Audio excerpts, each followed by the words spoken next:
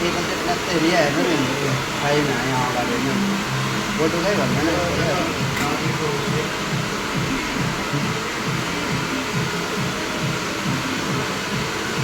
अङ्कललाई पनि ठुलो सोख छ अरे यसो कपाल काट्दिने पहिला त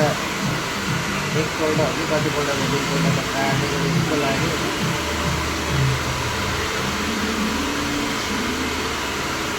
अङ्कलको मैले कपाल काटिदिएँ नि काटिस् त बुवा कति बेला काट्दै बस्दैछ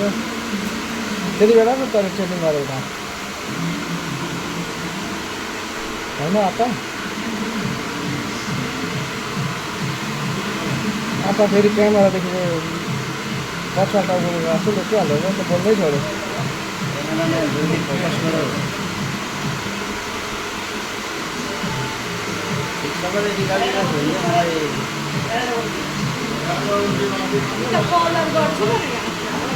होइन कलर नगरिदियो फाइदा छैन यति कला त हुँदैन काटेर फ्याँक्छ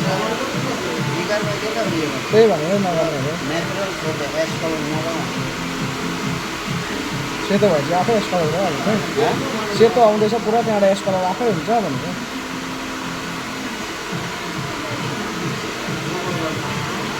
दिदीसँग पुरा कुरा लुकाउँदै अरे हो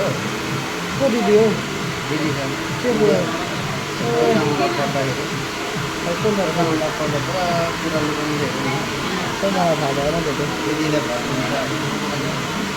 किन तैँले सोधिस् क्या दिदीलाई अहिले हो यतिको भनेर त अफिस जाँदा सबैलाई ढुक्छ ए